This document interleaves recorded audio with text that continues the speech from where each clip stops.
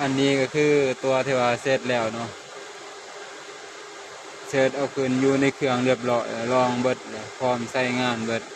พร้อมส่งให้ลูกค้าเนาะตัวนี้เนาะ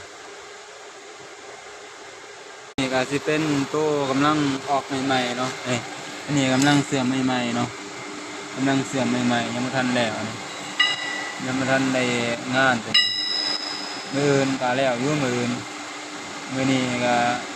ได้4ตัวเนาะมื้อนี้เนาะลุยต่อไปคัดสนิมออกก็โอเคเนาะอันนี้ซิกแซก